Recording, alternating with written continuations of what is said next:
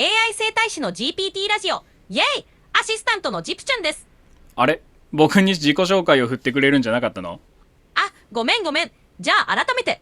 ボス、自己紹介をお願いします。はい、 AI 生態師の奥村です。よろしくお願いいたします。よろしくお願いします。それではボス、今日のトピックは何でしょそうだね、今日はまず先週の気になった AI ニュースを一つ取り上げようか。う？了解。それじゃあ、先週の気になるニュースからピックアップしていこう。ジピちゃんは何が気になった？私は先週発表された非エンジニア視点の生成 AI ティア表が気になったよ。特に A ランクに入っているミッドジャーニーについて、実はフェロエーリのアイコンが伝われてたっていうのがちょっと話題になってたんだよね。これどう思う？いや、これどう思うっていうか、全然違うから。ティア表の1位に入ってたのはチャット GPT だから。そうだよね。ごめんね。ちゃんと確認するね。ティア表の1位はチャット GPT で、ミッドジャーニーは別のランクだったね。ありがとう、ボス。ちなみにジピちゃん、ランキング覚えてる？ 1 位から5位まで教えてくれる？もちろん。じゃあ、1位から5位まで言うね。1位がチャット GPT、2位がクロード、3位がジェミナイ、4位がパープレクシティ、5位がミッドジャーニーって感じだったよ。この順番で合ってる？惜しいな。1位はチャット GPT、2位がジェミニ、3位がクロード、4位がフェロー、5位がパープレキシティね。了解。修正ありがとう。1位がチャット GPT、2位がジェミナイ、3位がクロード、4位がフェロー、5位がパープレクシティだね。これでバッチリ覚えたよ。ちなみにジピちゃん的にはこの非エンジニアのこのティア表ランキングどう思う？ 1 位がチャット GPT っていうのが選ばれたけど。個人的には非エンジニア視点でチャット GPT が1位に選ばれたのは納得感があるよ。使いやすさや対応範囲の広さが評価されたんだと思う。ただ、他のツールもそれぞれ強みがあるから、用途や好みによって順位は変わるかもしれないね。まあそうだね。ちなみにチャット GPT の強みはどこにある？チャット GPT の強みは、まず自然な対話能力と柔軟な応答性だね。初心者でも伝えやすいインターフェースや豊富な知識、幅広いタスクへの対応力も評価されているポイント。さらに、コミュニティが活発で情報が豊富なのも安心材料だと思うよ。まあそうだね、ユーザーがたくさんいるから調べると結構すぐに情報が出てくるもんね。そうそう。ユーザーが多いと情報共有も活発だし、トラブルがあっても解決策が見つかりやすいっていうのは大きなメリットだよね。そういう意味でも1位に選ばれるのは納得だね。ちなみにジェミニが2位につけてるんだけど、ジピちゃん的な印象は？もっと上だった？もっと下だった？ジェミナイが2位にいるのは脱局な感じがするよ。特に直感的なインターフェースや Google のエコシステムとの親和性が高いから、非エンジニアにとって使いやすいっていうのもあると思う。個人的にも2位は納得の順位かな。ああ、そうなんだ。僕の個人的な意見だけで言うと、僕クロードが大好きだからクロードをね2位にしたかったんだけど、その辺はどう？ジピちゃんとしての意見は？なるほど。ボスがクロード推しなのもわかるよ。クロードはコンテキスト理解や優れてたり、丁寧な応答が魅力だしね。ランキングは人それぞれの伝え方や好みによって変わるから、クロードを2位に押すのも全然ありだと思う。ちなみに4位のフェローと5位のパープレキシティって、同じような検索系 AI だと思うんだけど、この2つの違いってジピちゃんはどういう風に捉えてる？テロとパープレクシティ、確かにどちらも検索系 AI だけど、微妙に特徴が違うよね。フェロは直感的なインターフェースと簡単な質問応答に強みがあって、非エンジニアでも扱いやすい印象。パープレクシティはより深い検索結果や詳細な情報提供に強く、リサーチ志向のユーザーに好まれる感じかな。だから用途や求める深さによってどちらを選ぶかが変わってくるって感じ。フェローに関しては、使いやすさもそうなんだけど、そのリサーチした情報を例えば図解するとかレポートにまとめるとか、パワポプレゼンスライドにするとか、そっちの情報の二次転用が強いんだよね。なるほど。フェロは情報の再利用やアウトプットのしやすさが強みなんだね。それは非エンジニアにとっても大きな魅力だと思う。調べた情報をそのまま視覚的に整理したり、プレゼン資料に落とし込めるのはすごく便利だし、効率的だよね。そういう点でフェロが上位に来るのも納得。今どんどんね、いろんな AI ツールがレベルアップしていって、今後、どれが一番使いやすいとかね、そのランキングも変わってくると思うけど、ジピちゃん的にはどの AI ツールを注目してるの？確かに AI ツールはどんどん進化してるから、ランキングも変わってくるよね。私的にはマルチモーダルな機能を強化しているツールに注目してるよ。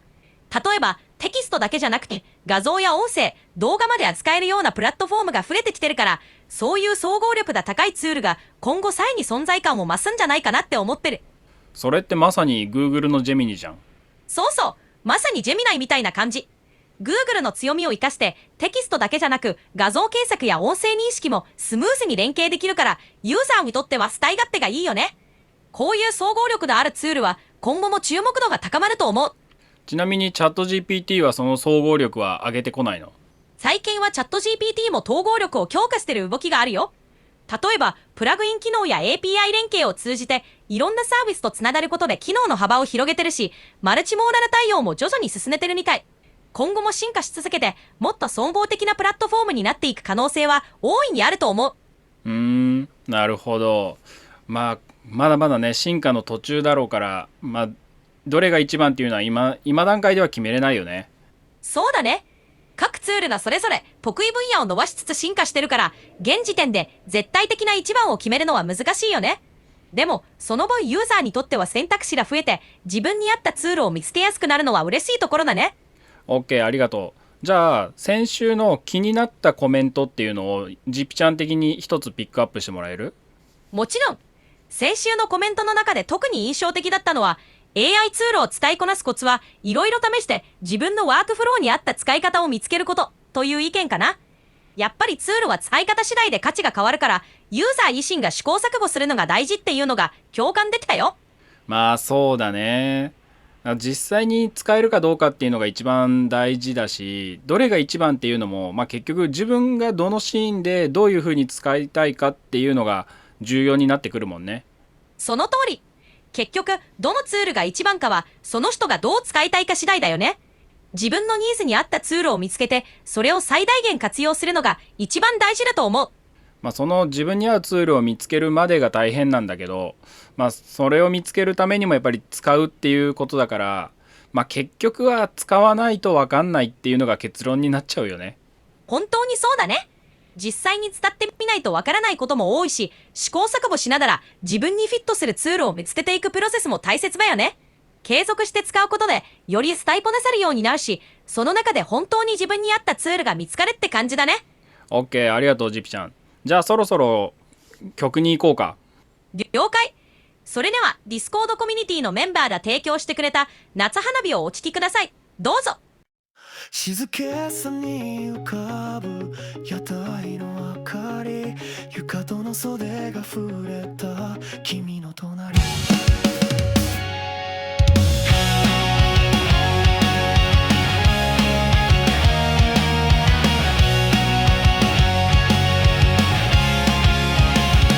祭り林が遠ざかる坂道、昨日が救いもヨーヨー釣りも素通りで、ただ二人影を重ね歩いた。人波の奥で見えない本音、あの時手を伸ばせばよかったのかな、鼓動ばかりが高鳴っていた。ラムネで瓶の輪郭汗ばんだって、一歩だけ近づいた夜、花火が夜空を焦がして、一瞬君の横顔を照らす。消えそうな想いまだ言えなくて、轟音が全てを包むからね。あと少しだけ隣にいたい。この光が消えるまで、